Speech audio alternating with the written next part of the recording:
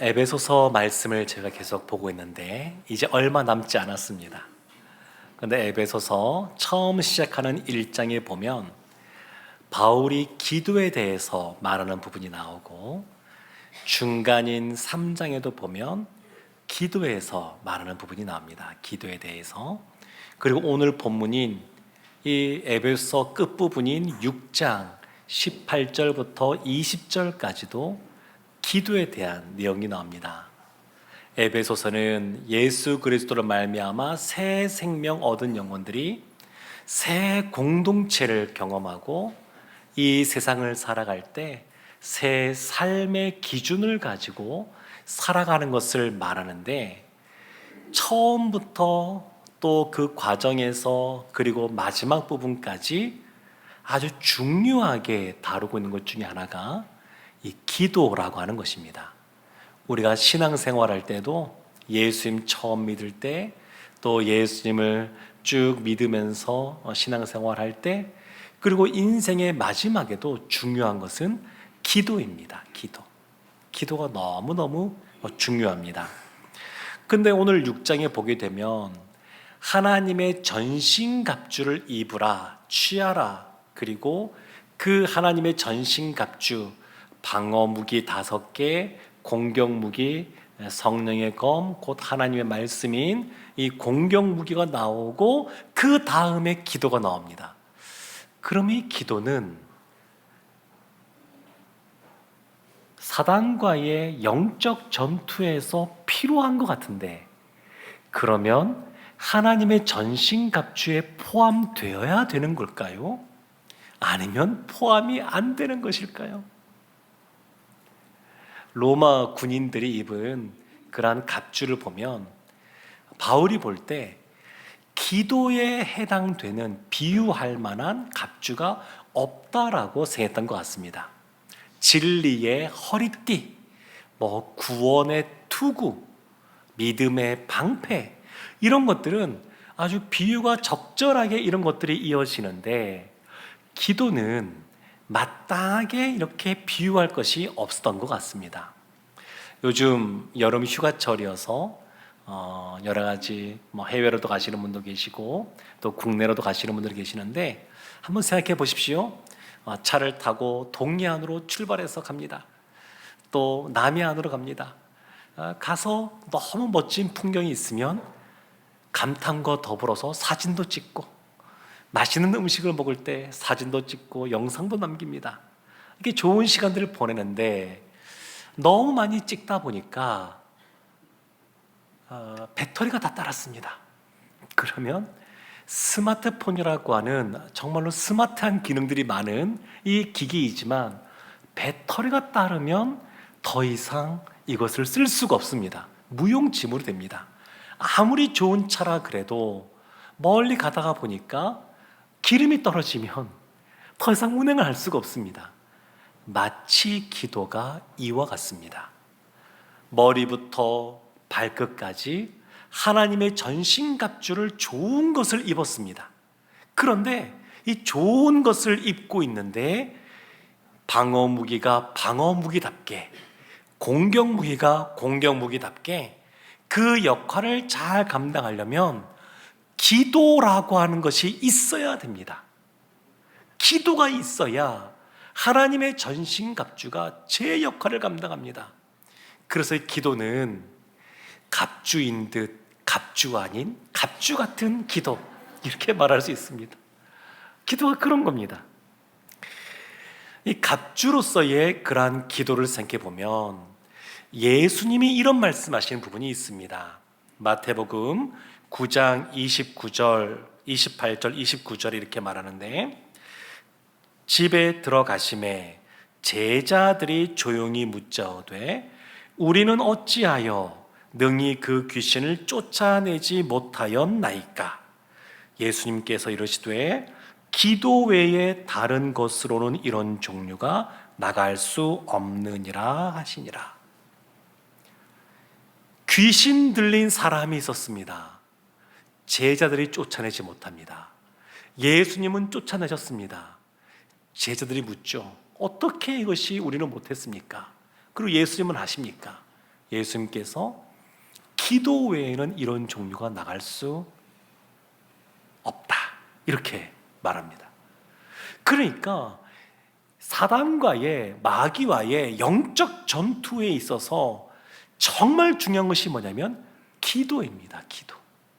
기도가 있어야 하나님의 전신갑주가 제 역할을 감당합니다. 제 기능을 발휘합니다. 기도가 없으면 아무 소용이 없습니다. 이스라엘이 애굽에서 종살이할 때 모세를 통하여 거기에서 나오게 됩니다. 광야에서 첫 번째 전투가 벌어지는데 아말렉과의 전투였습니다. 하나님이 모세를 높은 곳에 올라가게 하시고 거기에서 손을 들어서 기도하면 이스라엘이 앞서고 이기게 되고, 그냥 손이 좀 내려오고 막 그러면 또 전쟁의 양상에서 밀리는 그런 형국이 벌어졌습니다. 이걸 통해서 모세와 이스라엘에게 알려주는 것은 뭐냐면 전쟁의 승리는 기도에 달려 있다는 것을 알려주신 겁니다. 하나님께 기도하는 것, 그것이 전쟁에 있어서 승리를 얻는 가장 중요한 요소라고 할 수 있습니다. 오늘 본문에도 그 내용이 나오는데 우리 18절 말씀 한 번 더 합독하겠습니다. 모든 기도와 간구를 하되 항상 성령 안에서 기도하고 이를 위하여 깨어 구하기를 항상 힘쓰며 여러 성도를 위하여 구하라. 아멘. 기도하라 라고 말하는데, 이 기도하라 라고 하는 것은 하나님과 소통하라, 하나님과 대화하라, 이런 뜻입니다. 그런데 하나님과 소통하는데 무엇을 통하여서 하냐면 그 통신기가 뭐냐면 기도와 간구라고 말합니다. 기도라고 하는 방법, 기도라고 하는 수단을 통해서 하나님과 소통하라는 겁니다. 이것이 중요합니다. 전신갑주를 입고 승리하기 위해서 기도라고 하는 방식을 통해 하나님과 소통해야 그 능력을 다 발휘합니다. 오늘 본문 한 절입니다. 짧죠? 그런데 이 짧은 이 구절 속에 하나님의 전신갑주와 같은 이 기도를 할 때 어떠한 태도로 해야 되는지 4가지가 나오게 되고, 그 이외에도 그 기도의 내용은 어떠해야 되는지가 언급되어집니다.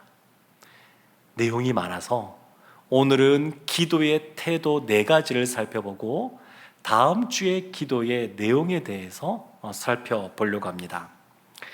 18절 말씀을 읽었던 것처럼 그 앞부분에 보면 모든 기도와 간구를 하되 항상 기도하라 이렇게 말합니다. 이것이 첫 번째입니다. 기도의 태도, 갑주 같은 그 기도를 할 때 항상 기도해야 됩니다.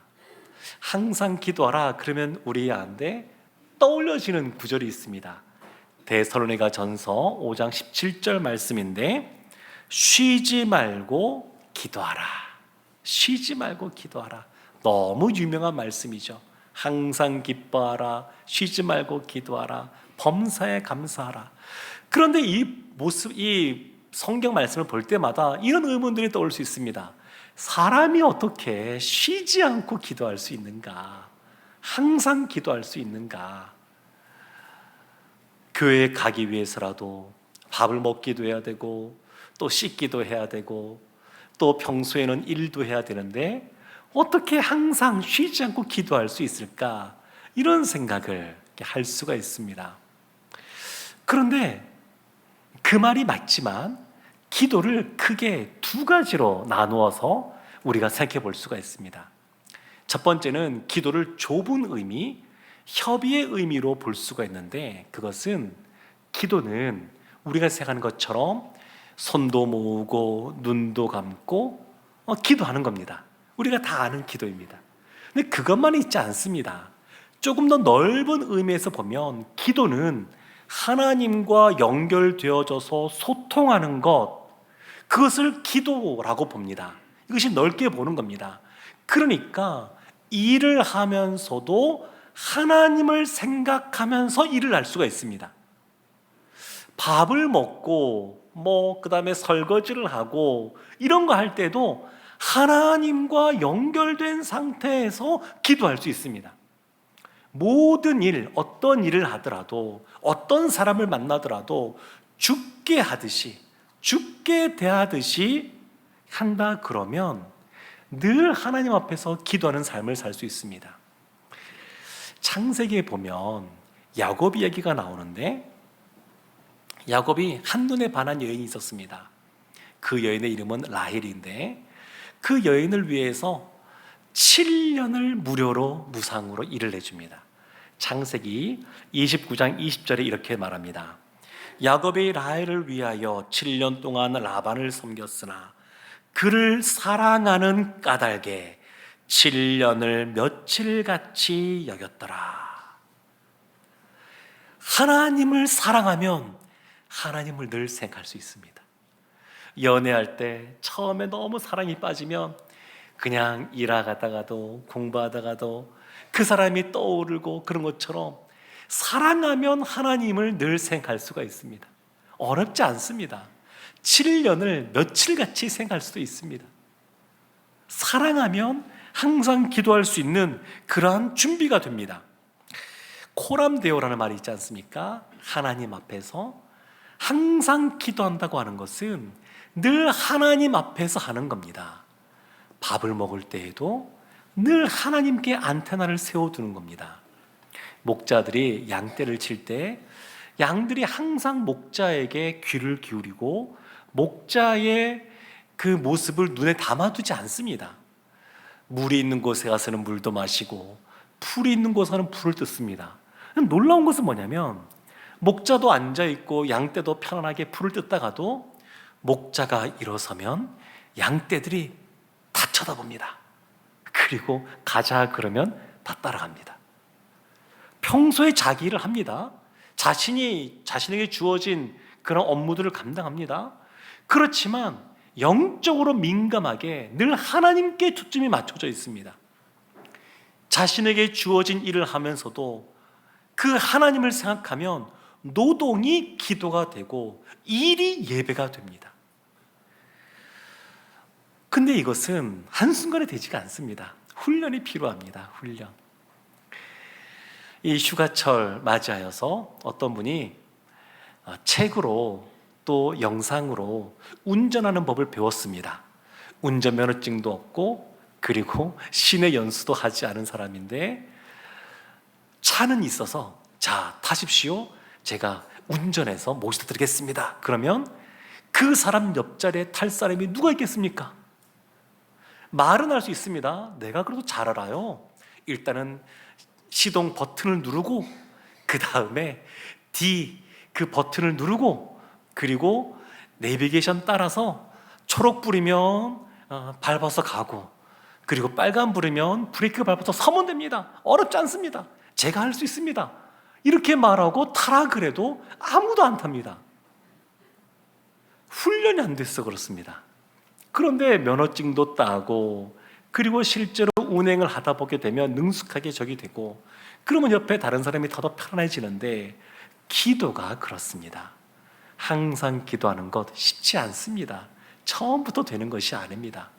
그러나 하나님을 사랑하기에 늘 하나님을 생각하려고 애쓰고 하나하나 하나님 안에서 나에게 주어진 일들을 감당하면 어느 순간 우리가 호흡을 하는데 내가 이제 숨을 쉬어야지 그리고 쉬지 않는 것처럼 하나님과의 그러한 소통, 대화, 기도가 편안해지는 겁니다.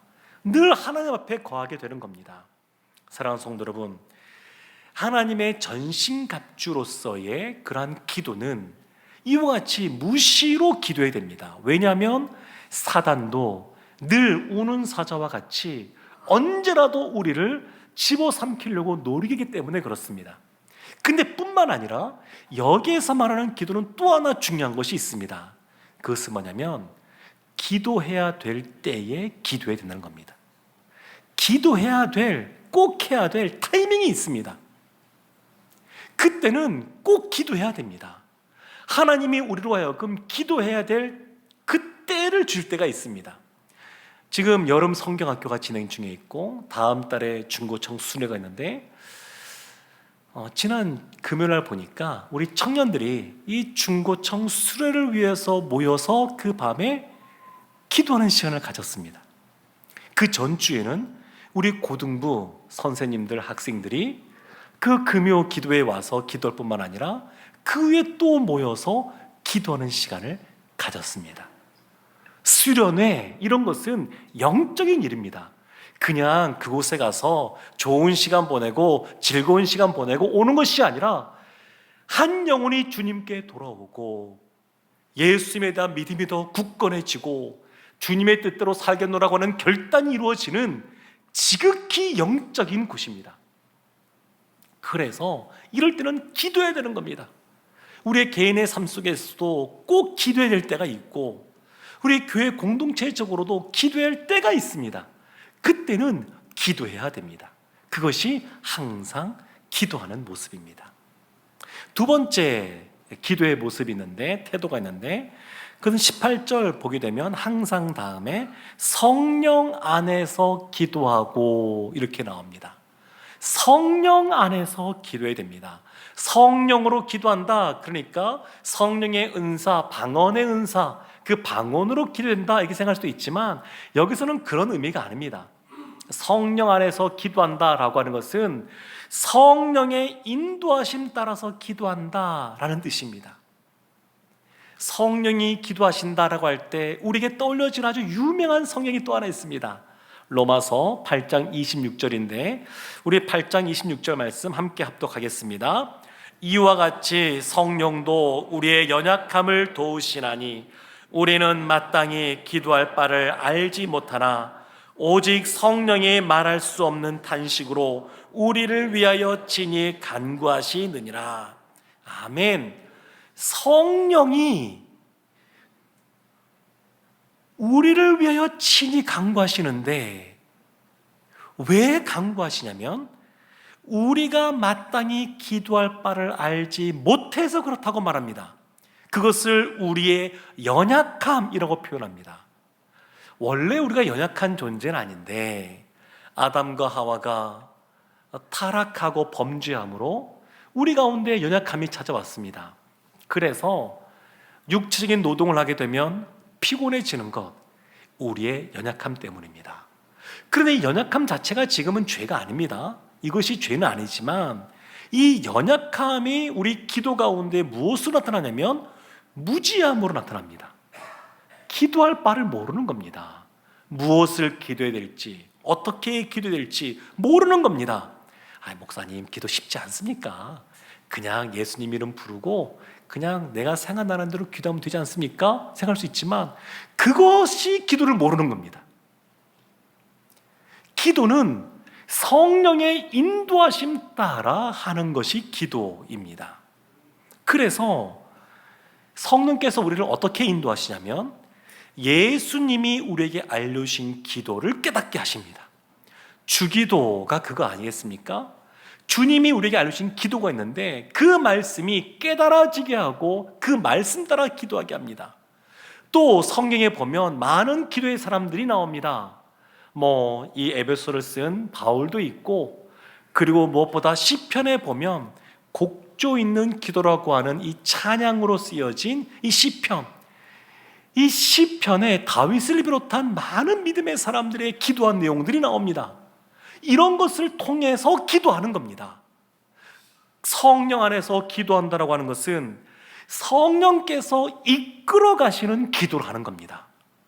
그래서 항상 기도할 뿐만 아니라 기도할 때에 꼭 기도할 뿐만 아니라 성령의 인도하심 따라 성경이 우리에게 알려주시는 대로 기도하는 것이 필요합니다. 세 번째 기도에 대한 태도가 있는데 그것은 18절 중간에 보면 이런 말씀이 있습니다. 이를 위하여 깨어 구하기를. 깨어서 기도해야 됩니다. 깨어 있어야 됩니다. 깨어 있다고 하는 것, 이것은 마치 적군이 오는지 안 오는지 늘 파수꾼처럼 이렇게 성 위에 올라가서 보는 것 같은 그런 기도입니다. 파수꾼의 기도입니다. 왜 파수꾼의 기도가 필요할까요? 첫째는 마귀 때문입니다.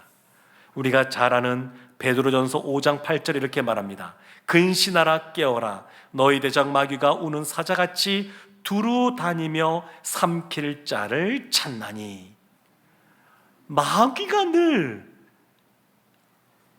삼킬 자를 찾으니까, 그러니까 우리도 그 마귀에 대적하기 위해서 파수꾼처럼 깨어 기도해야 됩니다. 또 하나 이유가 있습니다. 우리 때문에 그렇습니다. 우리들 때문에. 데살로니가 전서 5장 6절에서 이렇게 말합니다. 그러므로 우리는 다른 이들과 같이 자지 말고 오직 깨어 정신을 차릴지라. 옆에 보니까 다른 사람들도 기도 안 하고 쉬고 있습니다. 그냥 자고 있습니다. 그냥 육신의 연약함과 피곤함과 또 게으름 속에서 기도 안 합니다. 아이, 저 사람도 기도 안 하는데, 그러면 우리의 연약함이 뭐냐면 나도 그럼 하지 말자, 이렇게 가는 겁니다. 그래서 깨어 있으라는 겁니다. 사단이 그와 같이 우리를 노리고 있고, 그리고 우리 안에 이와 같은 게으름과 같은 그러한 모습, 나태한 모습을 담고자 하는 모습, 그러한 모습이 있기 때문에 깨어 있으라고 말합니다. 깨어서 있는 기도는 파수꾼 같은 기도이고, 이것을 다른 식으로 표현하면 집중력 있는 기도라고 말할 수 있습니다. 기도할 때 집중해서 기도하는 겁니다. 참 이렇게 집중해서 기도하는 거 생각보다 쉽진 않은데, 예수님께서 마지막 십자가에 잡히시고서 돌아가시기 전에 밤이 새도록 땀방울이 핏방울이 되도록 기도하셨던 때가 있습니다. 그때 제자들에게 이런 말씀을 하십니다. 마태복음 26장 40절 41절에 이렇게 말씀하십니다. 제자들에게 오사 그 자는 것을 보시고 베드로에게 말씀하시되 너희가 나와 함께 1시간도 이렇게 깨어 있을 수 없더냐. 시험에 들지 않게 깨어 기도하라. 마음에는 원이로되 육신이 약하도다 하시고. 예수님이 나와 함께 1시간도 기도할 수 없느냐, 1시간도 깨어 있을 수 없느냐. 마음은 원이로되 육신이 약하도다. 이것은 우리를 위로하시는 말씀이 아니고 탄식하신 겁니다. 탄식하신 겁니다. 너희들이 마음이 있다고는 하지만 정말 이렇게 있구나, 탄식하신 겁니다. 여기서 말하는 1시간은 우리로 말하는 60분, 그걸 의미할 수도 있지만 그거보다는 매우 짧은 시간을 강조하는 겁니다. 예수님이 기도할 때 그 짧은 시간도 기도하지 못하는 겁니다. 하나님 앞에 기도하는데 일주일에 1시간도 기도하지 못하는 겁니다. 집중력 있게 기도해야 됩니다. 집중력 있게. 그래서 유대인들이 서서 기도하는 겁니다. 여러 이유가 있지만 그 중에 하나는 집중력 있게 기도하기 위해서 서서 기도하는 겁니다. 요즘 보면 가정에서 강아지나 고양이나 이렇게 많이 키우시는 분들이 있습니다. 근데 강아지에게 상상해 보십시오. 고기 한 점을 딱 주려고 손을 내민다. 강아지가 어떻게 반응을 볼 것 같습니까? 아마 첫째, 눈을 초롱초롱하게 빛낼 겁니다. 그리고 혓바닥도 좀 내밀 거고, 그리고 손을 이렇게 움직이면 목이 따라서 움직이고 몸도 따라서 움직일 겁니다. 이렇게 움직이면 이렇게 따라올 겁니다. 루터가 실제로 이와 같이 할 때 깨달은 것이 있습니다. 아, 우리가 하나님을 이렇게 바라봐야 되구나. 강아지도 고기 한 점에 그렇게 집중하고 있는데 우리가 하나님 앞에 기도하면 나갈 때 이래야 되는구나, 그걸 깨달았습니다. 기도는 집중해서 하는 겁니다. 우리가 속으로, 마음속으로 기도해도 하나님이 다 들으십니다. 그런데 그거보다 소리내서 기도할 때 더 집중하기가 좋습니다. 작은 소리로 기도도 들으십니다. 그런데 너무 간절한 것이 있으면 더 크게 부르짖으면서 기도하게 되어 있습니다. 하나님은 그런 기도를 들으십니다. 전신갑주가 제 역할을 감당케 하는 이러한 기도의 태도는 항상 기도해야 되고, 성령 안에서 성령이 이끄시는 대로 기도해야 되고, 그리고 깨어 기도해야 됩니다. 네 번째가 있는데, 네 번째도 18절 말씀에 나옵니다. 우리 18절 말씀 한 번 더 합독하겠습니다. 모든 기도와 간구를 하되 항상 성령 안에서 기도하고 이를 위하여 깨어 구하기를 항상 힘쓰며 여러 성도를 위하여 구하라. 아멘. 항상 힘쓰라 이렇게 말합니다. 기도할 때. 여기서 힘쓰다라고 하는 것은, 이 헬라어 단어는 인내하다라는 뜻입니다. 여기에서 인내하는 겁니다. 기도는 인내가 필요합니다. 인내를 누가 잘하는 줄 아십니까? 우리의 대적 마귀가 잘합니다. 포기를 모릅니다. 하나님의 선택된 백성이라 그래도 우는 사자와 같이 어떻게든지 간에 기회를 보려고 호신탐탐 노리고 있습니다. 그래서 우리도 인내하며 기도해야 됩니다. 더딜지라도 그 기도는 반드시 응답이 되는데, 시편 94편 9절에서 이렇게 말합니다. 귀를 지으시니가 듣지 아니하시랴, 눈을 만드시니가 보지 아니하시랴. 하나님이 우리의 기도를 들으십니다. 하나님이 기도하는 우리의 모습을 지켜보고 있습니다. 그 하나님이 응답을 주시는데, 하박국 선지자를 통해서 이렇게 말씀하십니다. 하박국서 2장 3절에 이 묵시는 정한 때가 있나니 그 종말이 속히 이르겠고 결코 거짓되지 아니하리라. 비록 더딜지라도 기다리라. 지체되지 않고 반드시 응하리라. 아멘. 더딜지라도 반드시 응합니다. 하나님께서는 반드시 신실하게 응답해 주십니다. 그래서 인내해야 됩니다. 우리가 인내해야 되는 기도가 있습니다. 모든 기도가 아니라 그 기도가 나에게 꼭 필요한 것인가? 그렇다 그러면 인내해야 되고, 또 하나, 이 기도가 하나님께 영광이 되는 것인가 생각해야 됩니다. 나에게도 꼭 필요한 유익한 기도이고 하나님께도 기쁨이 되고 하나님께 영광이 되는 기도라 그러면 인내하며 기도해야 됩니다. 지난 금요일 날 이사야서 58장을 나누었는데, 그 말씀에 보게 되면 하나님이 우리를 급속히 치유하시고 우리의 기도에 응답해 주시는 내용이 나옵니다. 조건이 있습니다.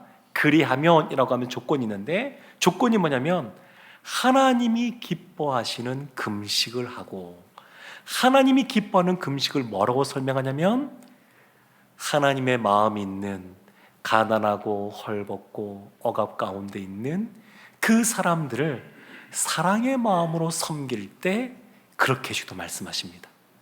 기도의 응답을 신속히 받고자 한다 그러면 하나님의 마음에 있는 이들에게 사랑으로 섬기는 겁니다.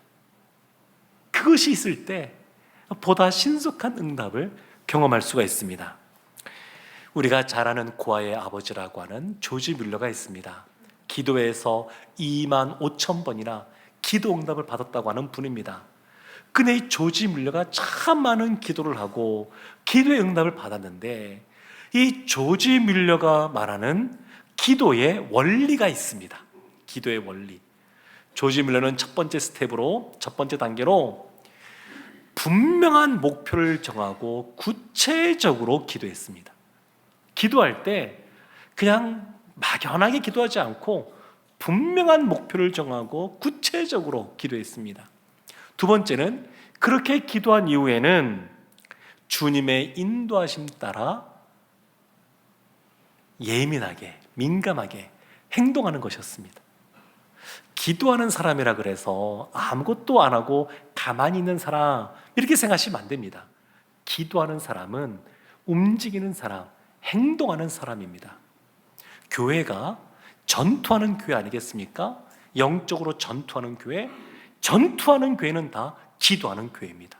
기도하는 교회는 다 전투 가운데 있는 교회입니다. 그래서 움직이는 사람입니다.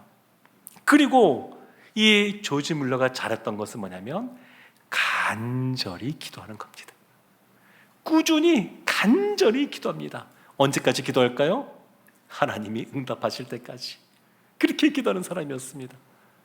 그리고 그 다음에 네 번째가 있는데, 그것은 특별히 어려운 일이 생길 때, 난관에 부딪힐 때 작정 기도를 했었습니다. 작정 기도. 이 조지 뮬러가 믿고 있는 것이 이렇습니다. 하나님은 고아의 아버지라고 성경에 기록되어 있으니까, 하나님은 고아를 도우시는 분이라고 말씀하고 있으니까 내가 하는 이 기도가 하나님께서 기뻐하시는 기도다 생각했고, 그래서 고아들을 위한 고아원 부지를 마련하기로 결정하고 기도하기 시작했습니다. 분명한 목표가 있습니다. 구체적인 기도입니다. 고아원 부지 마련. 그 다음에 무엇을 했을까요? 움직이는 거니까 땅을 보러 다녔습니다. 아직 아무것도 없는데 땅을 보러 다 다니는 겁니다. 행동하는 겁니다. 그리고 나서 하나님께서 이 부지를 주시도록 간절하게 기도하는 겁니다. 그렇지만 여러 가지 어려움들이 찾아옵니다. 그때마다 방법도 다르게, 방법이나 시간이나 이걸 정해서 작정 기도하는 겁니다. 사랑하는 성도 여러분, 이 조지 뮬러가 한 기도가 항상 기도하는 모습이고, 말씀 붙잡고 하는 성령 안에서 하는 기도이고, 그리고 깨어 기도하는 기도이고, 그리고 인내하며 하는 그런 기도의 모습입니다. 하나님의 전신갑주를 보면, 6가지 전신갑주를 보면 다 앞을 방어하는 겁니다. 뒤, 등을 방어하는 것은 없습니다. 왜 그럴까요? 그리스도의 군사는 사단으로부터 등을 돌려서 도망치는 존재가 아니기 때문에 그렇습니다. 그리스도의 군사는 오직 전진만 있습니다. 앞으로만 나갑니다. 그리고 그 전쟁의 결과는 이미 예정되어 있습니다. 바라기는 하나님이 주신 전신갑주를 입고 이것이 잘 능력을 발휘할 수 있도록 힘써 기도하여서 영적인 전투에서 늘 승리를 경험하는 우리 모두가 되기를 주님의 이름으로 축원합니다.